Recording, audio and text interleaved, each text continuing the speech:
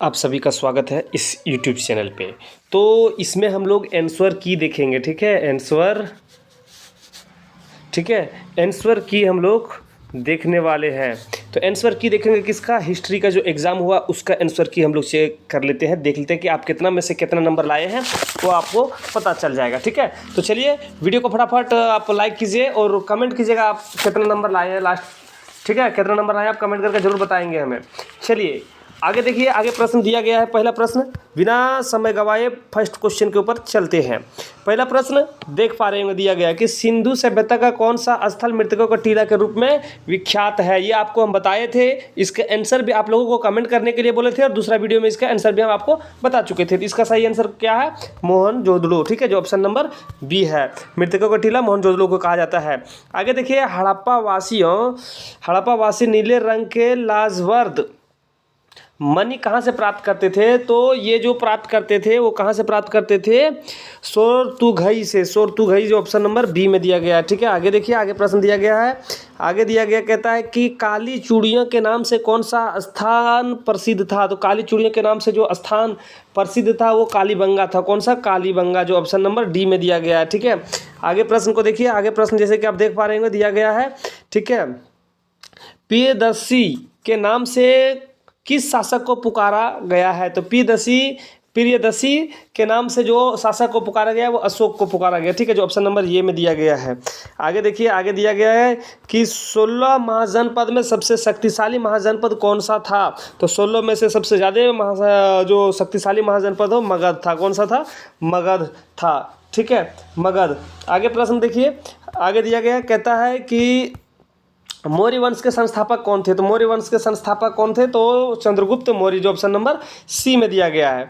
आगे देखिए, धर्मसूत्र और धर्मशास्त्र के अनुसार में कितने प्रकार के विवाह की स्वीकृति दी गई है। तो आपको बता चुके थे कि 8 प्रकार के विवाह के बारे में बताए थे, है ना। तो 8 प्रकार के विवाह होता है, जो ऑप्शन नंबर सी में दिया गया है। नेक्स्ट क्वेश्चन को देखिए, आगे दिया गया कहता है महाभारत के रचयिता का क्या नाम है। तो महाभारत के रचयिता का नाम क्या है। तो महाभारत के रचयिता का नाम जो है वो क्या होगा आपका, इसका सही आंसर हो जाएगा महर्षि कृष्णदेव देव व्यास। इसमें दिया गया देव व्यास, है ना, उसका फुल नाम इसमें नहीं दिया गया है। तो इसका सही आंसर क्या होगा कि देव व्यास, जो ऑप्शन नंबर बी में दिया गया है, लेकिन इसका फुल नाम अलग है। फुल नाम जानने से फायदा क्या, अब एग्जाम खत्म हुआ। महात्मा बुद्ध को निर्वाण, ठीक है, निर्वाण की प्राप्ति कहाँ से हुई, निर्वाण की प्राप्ति कहाँ से हुई। तो उसको जो है वो बोध गया से, कहाँ से उसको मिला था, बोध गया, जो ऑप्शन नंबर ये में दिया गया है, ठीक है। आगे प्रश्न को देखिए, आगे दिया गया है, आगे प्रश्न है कि सांची के स्तूपों की खोज किसने की थी। तो सांची के स्तूपों की खोज जो है वो जनरल टेलर ने किया था। किसने, जनरल टेलर, जो ऑप्शन नंबर सी में दिया गया है, ठीक है। आगे देखिए, आगे ध्यान दीजिए, आगे प्रश्न है कि महावीर स्वामी का जन्म कहाँ हुआ। तो महावीर स्वामी का जन्म जो हुआ था वो कहाँ पे हुआ था, कुंडग्राम में। कहाँ पे, कुंडग्राम, जो ऑप्शन नंबर बी में दिया गया है, ठीक है। आगे प्रश्न को देखिए, आगे प्रश्न दिया गया है कहता है कि अल बिरूनी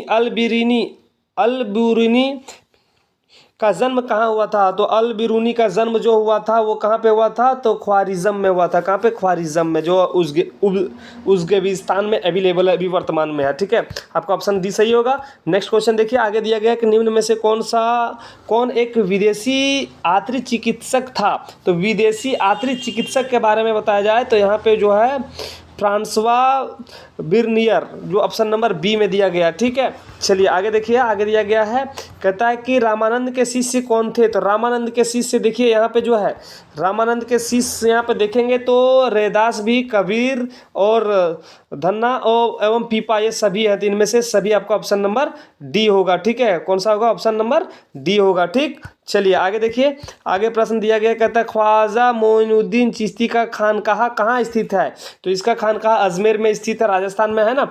चलिए आगे देखिए, आगे ध्यान दीजिए, हरिहर एवं बुक्का किस वंश के शासक थे। हरिहर एवं बुक्का जो है वो किस वंश, हरिहर एवं बुक्का किस वंश के शासक थे। तो हरिहर एवं बुक्का जो है वो संगम वंश के शासक थे, ठीक है, संगम वंश के शासक थे, जो ऑप्शन ये में दिया गया है।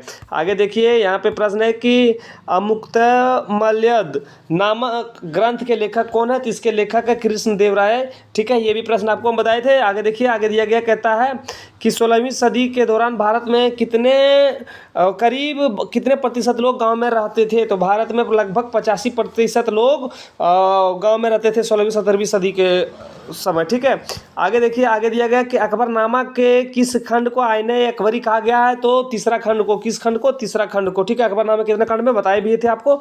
आगे प्रश्न दिया गया है कि तंबाकू का सेवन सर्वप्रथम किस मुगल सम्राट ने किया था? ठीक है, मुगल सम्राट जो किए थे वो अकबर था। कौन था? अकबर था। ठीक है, अकबर ने। आगे देखिए, आगे दिया गया कि संथाल लोग राजमहल की पहाड़ियों में कब से आकर बसने लगे? तो 1980 के दशक के आसपास। तो इसमें 1700 के दशक दिया हुआ है, तो आपका सही ऑप्शन नंबर सी होगा। ठीक है, आगे दिया गया कहता है कि दक्कन दंगा आयोग ने ब्रिटिश पार्लियामेंट में रिपोर्ट कब पेश किया? तो दक्कन दंगा आयोग ने ब्रिटिश जो है जो यहाँ पे पेश किया था, मतलब रिपोर्ट जो पेश किया था वो था आपका 1878 में ही, जो ऑप्शन नंबर डी में दिया गया। ठीक है, आगे दिया गया देखिए, सहायक संधि नामक व्यवस्था किसने तैयार की? तो सहायक संधि नामक व्यवस्था जो है किसने तैयार किया था? तो वो तैयार किया था आपका लॉर्ड वेलेस्ली ने। लॉर्ड वेलेस्ली, जो ऑप्शन नंबर डी में दिया गया। ठीक है, आगे प्रश्न को देखिए, आगे दिया गया है 1857 के दौरान बिहार से विद्रोह का नेतृत्व किसने किया था? तो वीर कुंवर ने, है ना, कुंवर सिंह यहाँ पे दिया गया है। तो कुंवर सिंह, जो ऑप्शन नंबर आपका सी होगा। आगे प्रश्न को देखिए, आगे दिया गया कहता है कि मुगल बादशाह बहादुर शाह जफर को गिरफ्तार करके कहाँ भेज दिया गया? तो बर्मा रंगून। ठीक है, रंगून जेल में, जो ऑप्शन नंबर बी में दिया गया आपका। ठीक है, आगे महात्मा गांधी दक्षिण अफ्रीका से भारत कब लौटे, मतलब कि दक्षिण अफ्रीका से कब लौटे? तो वो दक्षिण अफ्रीका से 1915 में लौटे थे, है ना। तो आगे प्रश्न है कि देखिए, असहयोग आंदोलन की शुरुआत किसने की? तो महात्मा गांधी ने। ठीक है, किसने? महात्मा गांधी ने, जो ऑप्शन नंबर ये में दिया गया है। आगे प्रश्न को देखिए, 28वां प्रश्न, 28वां भारत छोड़ो आंदोलन कब हुआ? भारत छोड़ो आंदोलन 1900 कब हुआ था? 1942 में, हाँ 1942 में हुआ था। ठीक है, 1942, जो आपका सी नंबर में दिया गया है। आगे प्रश्न दिया गया कहता है कि भारत का संविधान कब लागू हुआ था? ये हम नहीं बताएंगे, है ना, ये आप लोग को भी पता होगा कि 26 नवंबर 1950 को, है ना। संविधान कब लागू हुआ था? तो 26 जनवरी 1950। कहाँ पे है? इस जगह पर ना, 26 जनवरी 1950 आपका डी में है, आपका डी नंबर होगा। ठीक है, 26 जनवरी 1950 को लागू किया गया था।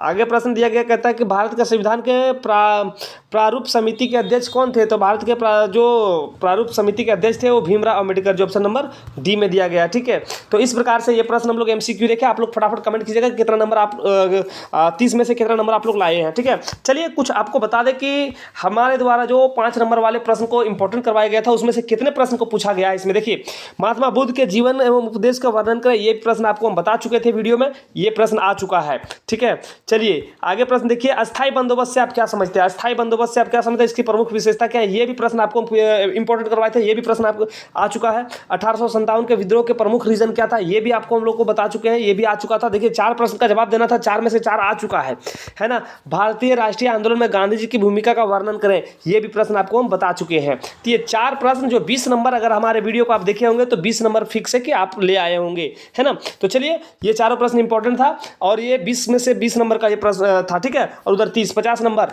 उसमें से आप लोग कमेंट करके बताइएगा कि आप कितना नंबर ला रहे हैं। ठीक है, चलिए वीडियो को समाप्त करते हैं, फिर मिलते हैं पॉलिटिकल को लेकर। आपसे अलविदा लेते हैं। जय हिंद।